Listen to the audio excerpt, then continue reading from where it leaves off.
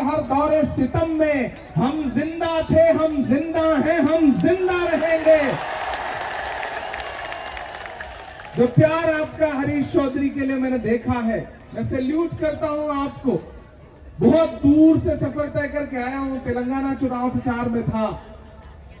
हरीश भाई का फोन आया, राहुल राव जी बैठे हैं, इनका फोन आया कि यहां आना ही पड़ेगा बायतू में।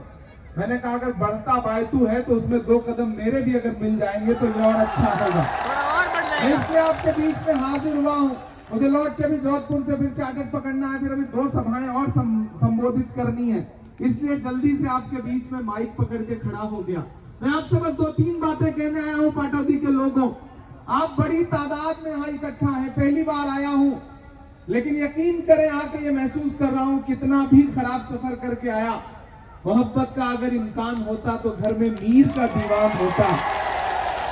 मोहब्बत का अगर इम्कान होता तो घर में मीर का दीवान होता। तेरी महफिल में आकर सोचते हैं ना आते तो बड़ा नुकसान होता।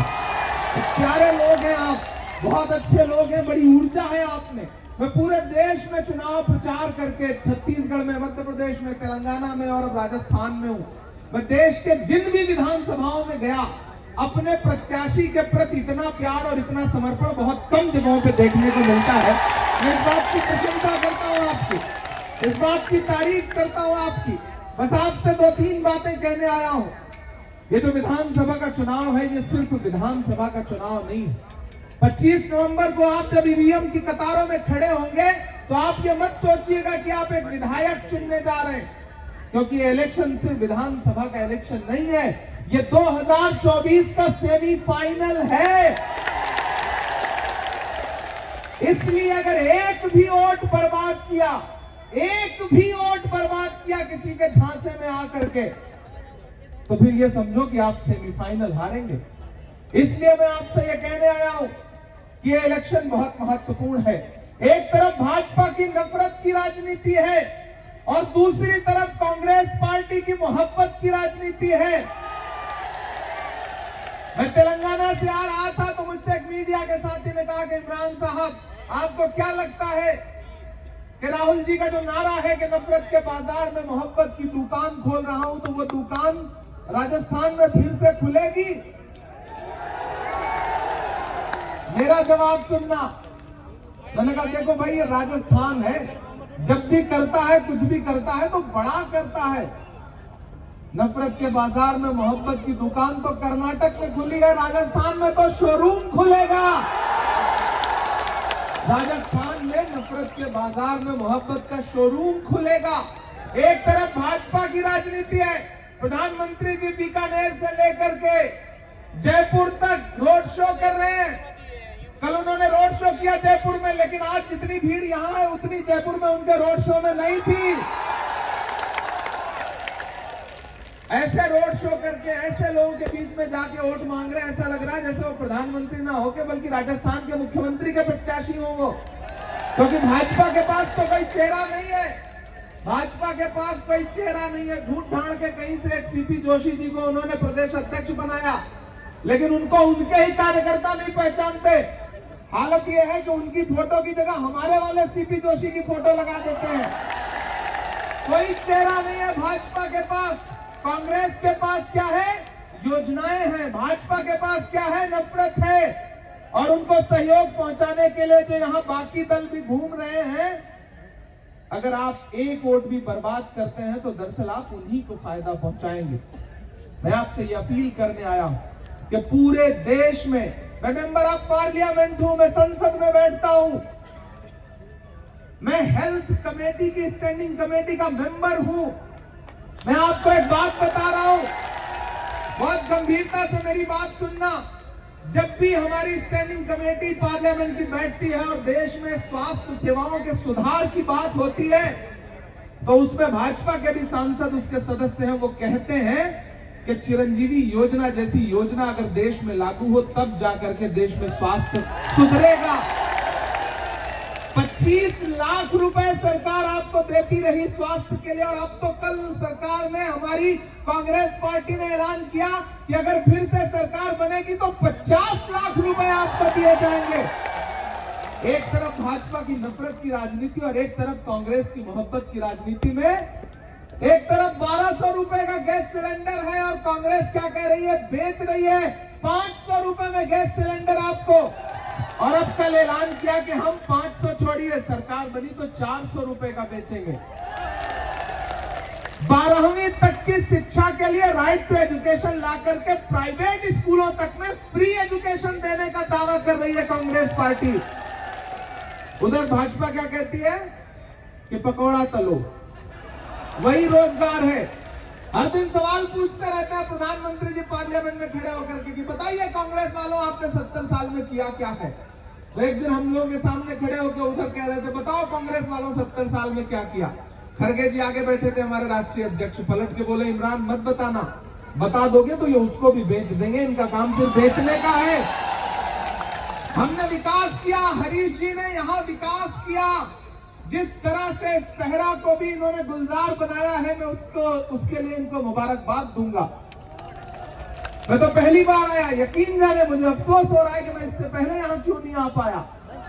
मैं आज हरीश भाई के लिए पाटौदी के लोगों के सामने अपना दामन फैला करके ये कहने आया हूं कि मेरे भाई, ये आपके अपने हैं, आपके बेटे हैं, आपके भाई हैं।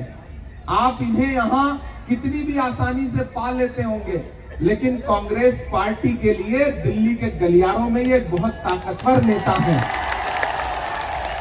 और ये ताकतवर यूं ही नहीं बन गए, आपकी मोहब्बतों ने इन्हें वो हिम्मत दी कि राहुल गांधी जी से लेकर के सोनिया गांधी जी से लेकर के खड़गे साहब से लेकर के प्रियंका जी तक इनका सम्मान करते हैं, इन्हें एक बड़ा नेता मानते हैं। तो जिस पौधे को लगाया जाता है फिर उसको और सींच करके उसको और बड़ा बनाया जाता है। शायरी भी सुना दूंगा, शायरी भी सुना दूंगा। मुझे जाना है, मैं तो सिर्फ ये कहने आया हूं कि योजनाएं कांग्रेस सरकार ने जो 5 साल में लागू की हैं, उन्हें और बढ़ाने के लिए एक मौका और कांग्रेस को दीजिए। और वो तभी होगा जब हरीश चौधरी जी इस बार, पिछली बार का मार्जिन कितना था जीत का, 14,000, तो इस बार कितना सोच रखा है आप लोगों ने, 50,000। तो मेरे कहने पे 6 और बढ़ा दीजिए, 56 हो जाए, ताकि नरेंद्र मोदी जी को लगे कि उन्हीं का सीना 56 इंच का नहीं है बल्कि बालतू का भी सीना 56 इंच का है, ये उन्हें एहसास हो जाए। मैं तो हरीश भाई, पानी मत पीजिए, पानी पिलाना है विपक्षियों को, पानी पीना थोड़े है। मैं तो ये कहने आया हूं मेरे भाई की बहुत देर भाषण नहीं दूंगा, आपको बहुत सारा भाषण सुनना है। हरीश भाई मेरे साथ खड़े हैं, मैं तो सिर्फ 4 पंक्तियां पढ़ूंगा, 4 लाइनें पढ़ूंगा शायरी की। कि दायरे में सिमट के आएगा, ये जो इधर उधर छोटे छोटे दल घूम रहे हैं, वो सोचते हैं कि वो हरीश चौधरी का वोट काट लेंगे और हरा देंगे। तो मैं उन्हें बताना चाहता हूं कि दायरे में सिमट के आएगा, हर रवायत से हट के आएगा। आंधियों को जरा खबर कर दो, आंधियों को जरा खबर कर दो, शेर वापस पलट के आएगा, शेर वापस पलट के आएगा।